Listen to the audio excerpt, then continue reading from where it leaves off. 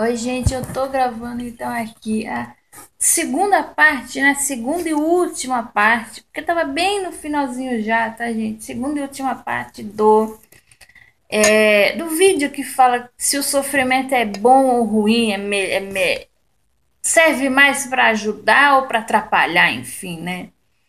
Gente, a primeira parte o pessoal já andou comentando, falando que sofrimento ensina e tal, né? Porque a segunda parte que eu tô fazendo, gente, porque me interrompeu, o celular interrompeu, ficou memória cheia de repente. Eu não havia apagado alguns outros vídeos, os quais eu já havia gravado anteriormente. Gente, o detalhe é o seguinte: tudo bem, gente, o sofrimento ele ensina. Até concordo com isso, que o sofrimento ele ensina. Mas ele ensina de uma maneira que deixa rancor, que faz com que a pessoa fique amarga, fechada. Ele ensina de uma maneira que gera traumas. E ele ensina de uma forma que vai deixar a pessoa querendo ou se vingar dos outros, como eu falei no primeiro vídeo, ou essa pessoa vai se fechar para o mundo e vai achar que o mundo é tudo uma bosta. Entendeu? Dificilmente alguém sai do sofrimento, como eu falei também no primeiro vídeo. Super de boinhas e confiando. E eu sei que a gente não deve confiar em todo mundo, né? É perigosíssimo você confiar em todo mundo. Mas eu digo, às vezes até confiar em quem mereceria a tua confiança, você se fecha para todo mundo. Já que você sofreu tanto com aquele, com aquela, com aquele outro, principalmente quem vem de família narcísica. Porque se os teus próprios parentes te maltrataram, você imagina o resto, então, né? Então você se fecha de tal forma que você não confia em mais ninguém. E será que isso é necessário, gente? E o que eu tava falando ali no finalzinho do vídeo, quando o celular me cortou, foi o seguinte, tá, gente? Foi o seguinte, que foi o seguinte, que a minha linha de crença e de pensamento ela é muito semelhante à do kardecismo, se bem que o kardecismo acredita em algumas coisinhas que eu não acredito, é bem diferente. Mas é parecido, por exemplo, eu acredito que a gente está no ciclo de reencarnações, eu acredito que a gente morra e renasça, eu acredito na lei do karma. Só que assim, o conceito lei do karma não é do kardecismo. O conceito lei, inclusive karma é uma palavra em sânscrito que vem lá da Índia. A Índia tinha conceitos reencarnacionistas, havia muitos outros lugares que tinham conceitos reencarnacionistas e o kardecismo, a Umbanda e outras religiões, elas acabaram pegando esse conceito para elas também, né? O kardecismo ele foi meio que uma forma de cristianizar, né? Porque o kardecista ele se diz cristão, ele é muito ligado na, na egrégora, por assim dizer, de Jesus, né? O kardecismo. Ao passo que, por exemplo, a Umbanda, ela também tem, ela também fala, ela fala inclusive dos santos católicos, mas ela fala também dos orixás. A Umbanda tem um pezinho nos dois, né? A Umbanda é o retrato fiel do sincretismo, né?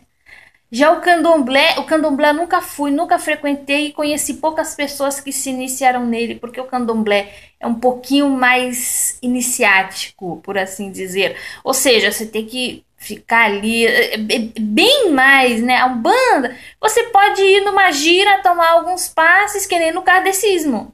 Você vai lá, toma uns passes, conversa, depois vai embora. O candomblé, se eu não me engano, não tenho certeza, mas o candomblé, você tem que ir lá, você tem que. Eu não vou dizer que ninguém vai te obrigar a fazer cabeça, como eles chamam de fazer cabeça, né? Eu nem sei como é que funciona isso. O candomblé, de fato, eu sou muito leiga, mas as poucas pessoas que conversaram comigo falaram que o candomblé ele é muito assim, ele é iniciático mesmo. O que, que é iniciático? É você chegar lá, é você focar, é você estudar anos e anos. Na Umbanda também se estuda bastante, mas o candomblé ele é bem raiz da África mesmo. Ele é bem voltado para os orixás, a questão dos orixás. Já a Umbanda tem sincretismo, a Umbanda é a cara do sincretismo, tanto que a Umbanda foi fundada no Brasil, tá, gente? A Umbanda ela foi criada e fundada no Brasil. E o que que acontece? A Umbanda, por isso que uma vez eu vi uma pessoa lá falando que Umbanda é magia brasileira.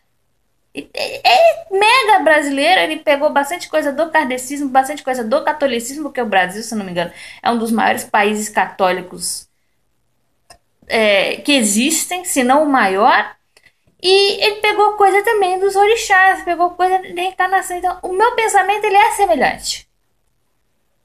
Eu acredito em reencarnação, eu acredito na roda de Sansara, que já é um conceito que vem do budismo. Você vê quanta coisa que eu tô falando aqui.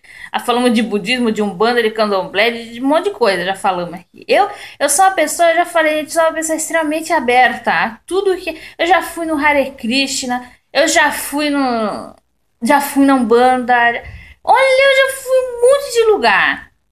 E eu só não gosto. Eu não gosto de marmota, obviamente. O que é marmota? É a pessoa que usa da religião para fazer bobagem, para tirar dinheiro dos outros, para fazer trabalho negativo. Negativo, eu digo. Bora separar o casalzinho ali. Por que você quer separar o casalzinho ali? Porque eu tô afim. Isso dá uma merda lá na frente, gente. Essas coisas eu não gosto, tá? Mas eu sou uma das pessoas assim mais tolerantes com religião, com crença, com tudo. Eu jamais vou chegar para você, eu posso até falar da minha crença para você, mas eu jamais, isso se você me perguntar. Mas eu jamais vou ficar.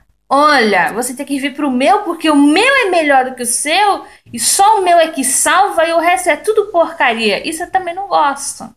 Aquelas pessoas que chegam e falam que é a igreja dela, isso não tem só, não é só em igreja não.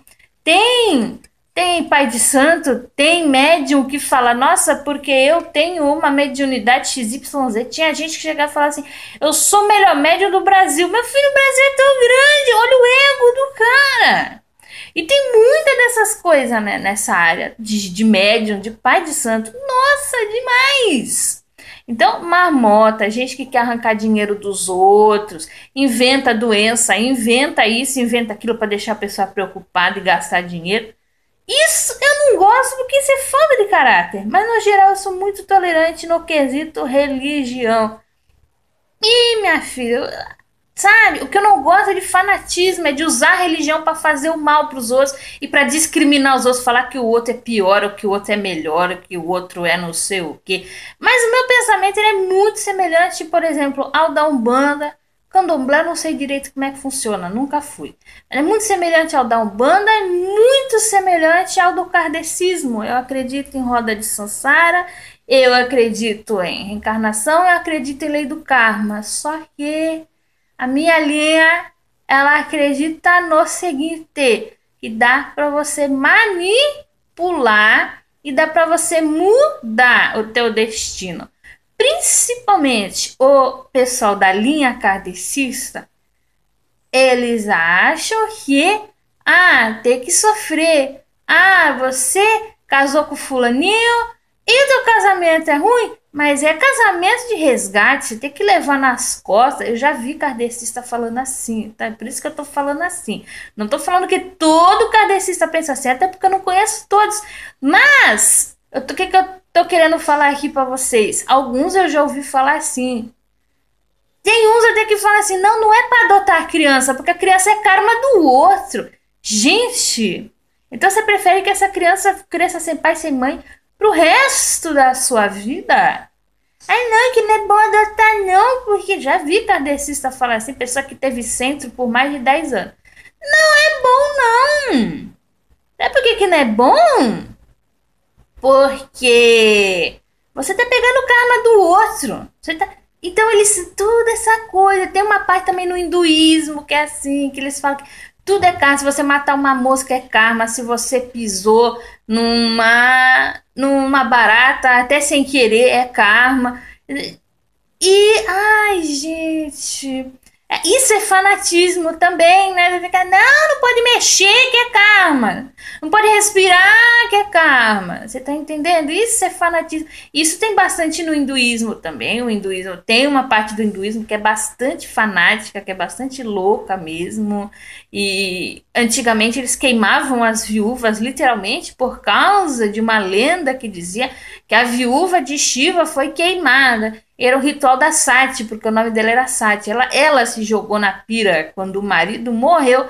E até hoje as viúvas são grandemente discriminadas e nem o próprio filho acolhe a viúva em casa. A mãe viúva em casa, porque não pode, porque eles acham que viúva dá asa. Isso é fanatismo, gente. Isso é fanatismo, isso é coisa errada, isso é crendice. Isso não é nem religião, mas isso é crendice, isso é superstição, isso é loucura, tá? Tudo que é fanatismo eu sou contra. Você tem que ser equilibrado, gente. Caminho do meio, né? Caminho do meio, equilíbrio, gente. Nem tanto mar, nem tanta terra. Então, a minha linha de pensamento é o seguinte: você pode mudar. Por exemplo, você tem um karma com o fulaninho lá. É que a maioria das pessoas não sabe. Inclusive o kardecista vai dizer que eu tô errada, que eu tô falando bobagem. Que pode falar. É um direito seu pensar o que você quiser e agir da maneira que você quiser, mas também é um direito meu pensar da maneira que eu penso. Tem certos exercícios, tem certos, inclusive certas formas de proceder que você queima karma muito mais rápido do que se você ficar sofrendo ali com o indivíduo por resto da sua vida. Teve coisa na minha vida que estava imunda, eu estava imunda energeticamente falando. Quando eu comecei a fazer, não é trabalho, não é despacho encruzilhada, não é nada disso. Despacho encruzilhada também não tem nada a ver com a linha que eu tô falando, é outra coisa, né? É exercício em si, é respiração, é a assim chamada yoga. Não só a yoga que se faz nas academias, mas tem outras coisas, tem outro, que às vezes não é revelado no Google, não é revelado em qualquer lugar. Quando eu comecei a fazer, quando eu comecei a me limpar, quando eu comecei a atrair gente positiva para minha vida, coisa que nunca tinha acontecido. Tinha pessoas, não foi só gente ruim que apareceu na minha vida até então, mas essas pessoas elas não ficavam. As que ficavam eram as negativas. Eu pensava, meu Deus do céu, olha só como tem a ver. O cético, o ateu, ele vai falar que é efeito placebo, mas enfim, que seja. Aí eu comecei a atrair pessoas positivas, seja placebo ou não. Se tá atraindo pessoa positiva é porque tá funcionando. Seja placebo ou não, minha filha, se isso fez com que eu mudasse alguma atitude no meu dia a dia e aí, a partir daí, eu começasse a atrair pessoas positivas, tanto melhor. O importante é funcionar, gente. O importante não é se é placebo, se é o extraterrestre que tá baixando em você, ou se é o não sei o que. Não, o importante é que tá funcionando, gente. Se pra você funcionou, tem gente que me escreve, tem gente que é da linha kardecista, fala, Sara, eu tô indo no centro kardecista, tô fazendo limpeza lá, limpeza, né, de aura, limpeza de chakras, tô tomando passe. Eu não sou da linha kardecista e alguns pensamentos meus são diametralmente opostos ao kardecismo, apesar da minha crença ser semelhante em algumas coisas. Mas você acha que eu vou falar pra pessoa não ir mais? Eu não, se tá dando certo pra ela, meu, vai! Vai lá, toma passe. Entendeu? Tá dando certo pra pessoa. O que deu certo pra mim pode não dar certo pra você. O que dá certo pra você pode não dar certo pra mim. Ou pode ser que dê também. Gente, o importante é fazer coisa boa na tua vida. O errado, sabe o que é? É sei lá no marmoteiro, seja lá de qual denominação for. Você dá todo o seu dinheiro na mão dele ou dela, não resolve nada. Isso é errado. O errado é você achar que você finalmente achou um guia espiritual mó legal e ele vai lá e faz um monte de trabalho que acaba de ferrar com a tua vida. Isso é errado. Ah, se tá dando resultado positivo, beleza, continua. Eu jamais vou chegar e vou falar, não, tu tem que sair do teu para vir pro meu, porque o meu é melhor. Eu não, gente, vai onde você quiser. Faz o que você quiser. Tá dando resultado positivo? Ok, continue. Continue em time que tá ganhando, a gente não mexe. Mas o detalhe é o seguinte, tá, gente? Questão do sofrimento. Eu penso que a minha linha é você pode mudar. Por exemplo, eu tenho um karma desgraçado, é um exemplo, eu não tô falando que é, entendeu? Eu, pessoa lá, pessoa XYZW, ela tem um karma desgraçado com o sujeitinho, porque o sujeitinho em outra vida, ele foi filho dela, e aí ela foi lá e matou ele. Tinha, antigamente era muito comum, né? Esse negócio de filho matando pai, pai matando filho, tinha um monte. Aí eles nessa vida eles reencarnaram e o filho ele veio de novo com o filho dela, só que nessa vida ele é o cão chupando manga. Ele rouba dinheiro pra usar droga, ele bate na mãe, ele faz um chabu desgraçado. Eles estão pagando os pecados, ó lá. Estão pagando karma, gente, ó lá. Vai gerar mais karma ainda. Por que que vai gerar? Porque assim como na vida anterior, a suposta fulaninha ter matado o filho gerou um karma, nessa vida, se ele vier o cão chupando manga, batendo na mãe e roubando dinheiro pra usar droga, ou pra beber, ou pra fazer qualquer outra bosta, vai gerar mais karma ainda pra uma futura encarnação. Alguém tem que parar isso aí. O que é parar? É se deixar abusar? Não. É ter que, ter que se isolar, ter que cortar a relação, às vezes com filho, às vezes com mãe. Né? Teve também aquele ex-pai de santo que eu falei no outro vídeo lá. Por que ex-pai de santo? Porque ele não era mais praticante. Ele tinha as crenças, mas não praticava mais. Ele chegou e falou: Ah, Sara, sabe que ele era do candomblé, mas eu não conversei muito sobre o candomblé com ele, não. E ele chegou e falou assim: Ah, Sara, o que acontece? Porque em outra vida, a minha mãe, a mãe dele, olha só, a mãe dele havia sido a esposa dele em outra vida. E ele a emparedou, ou seja, ele a trancou ou trancou num quarto, ou colocou dentro de uma parede, enfim, que eles emparedavam, sem comida, sem bebida, sem nada, até ela morrer. Para ele casar, ficar junto, enfim, com a empregada dela. Ele falou isso pra mim, que ele fez regressão de vidas passadas. Ele falou que anos antes, séculos antes, ele fez isso com a mãe dele, que foi esposa dele em outra vida. E nessa vida, o que acontece? Nessa vida ele veio gay, muito pai de santo é gay, né? Mas enfim, ele veio gay, ele usava droga, ele fez... É o que eu tô falando pra vocês aqui. Veio o cão chupando manga, né? E a mãe expulsou ele de casa, porque não só pelo fato dele ser gay, mas por ele usar droga, ele dizia que ele era muito promíscuo, cada dia era um amante diferente, e fazia as bagunças dele lá, ele era da bagunça e da fusaca, e a mãe dele não aguentou as bagunças dele e expulsou ele de casa. Ele falou assim: Ah, só que ele já estava até mais velho nessa época, né? Já não fazia mais tanta bagunça. Mas enfim, ele tá mais velho. Quando ele conversou comigo, ele falou assim: Ah, Sara, pelo menos a minha mãe ela só me expulsou de casa. E eu que na outra vida expulsei ela da vida. Em outra vida eu expulsei ela da encarnação, enfim, né? O reencarnacionista queria que a pessoa continuasse viva do outro lado, mas expulsou ela do corpo físico, enfim, né? Tá, aí vocês vão continuar se girando karmas pro resto da vida, pro resto das encarnações aí. Gente, isso é loucura. Alguém tem que parar isso. Alguém tem que parar isso. Se você crê em reencarnação, óbvio, muita gente não crê, entendeu? Alguém tem que parar isso aí. Ah, então nessa vida eu encarnei, porque na outra vida, a pessoa que hoje é meu pai e minha mãe, em outra vida, ele foi um ladrão, ele foi um bandido que me assassinou, que me esquartejou, que me estuprou. Então nessa vida tem o quê?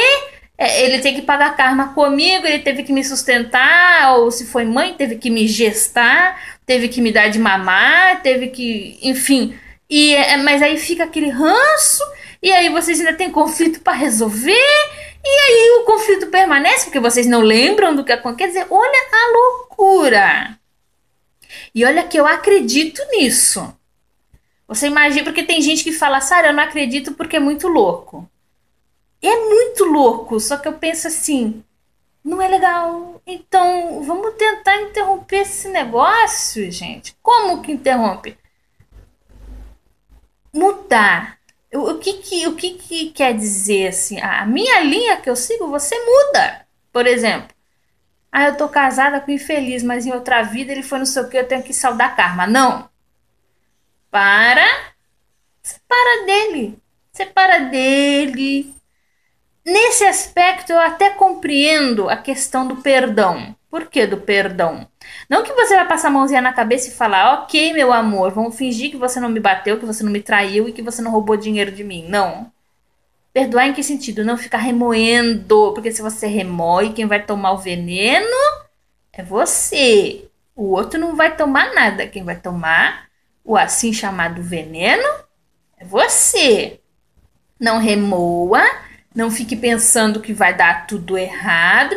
Não, simplesmente chegue lá e pense assim, pense assim, tá, as coisas não estão assim super legais, mas eu vou separar, eu vou deixar pra lá, eu não vou tomar isso aqui pra mim. E se for karma, se for questão de outra vida, a gente encerrou aqui, senão é uma coisa de louco que não tem fim mais. Meu pensamento. Então você pode mudar o teu destino, você pode até mudar o teu karma. Eu fiz alguns exercícios que, segundo o que foram me passados, dava até uma quebrada em certos karmas. Gente, melhorou tanto, tanto a minha psique quanto a minha forma de pensar. Nossa, melhorou tanto! Que eu pensei assim, veio gente legal, eu comecei a conhecer gente legal, comecei a situações legais, até com estranho na rua. Antigamente era o contrário, só vinha coisa ruim, eu era um para-raio de coisa ruim. Eu estava imunda, energeticamente falando, e só atraindo coisa ruim. Você não é obrigado a ficar sofrendo. A lei do karma é uma lei de escravidão. A lei do karma é uma lei que beneficia minha crença, que não precisa ser a sua. Beneficia certos seres que se alimentam do nosso sofrimento. Então, vamos ficar sofrendo. Não, gente, pelo amor, para com isso. Vamos ser felizes, sem medo. Sabe aquela frase, sem medo de ser feliz? Então, vamos ser felizes, gente. Vamos ser felizes. Então, esse era o finalzinho do vídeo lá que eu ia fazer, que eu ia falar isso, que a minha crença é muito semelhante, mas que eu também creio que o seu karma pode ser mudado, que o seu destino pode ser mudado e você não precisa ficar ali, sofrendo, glorificando o sofrimento e tal, né? E novamente reiterando só para finalizar o vídeo, há os sofrimentos evitáveis e há os sofrimentos inevitáveis.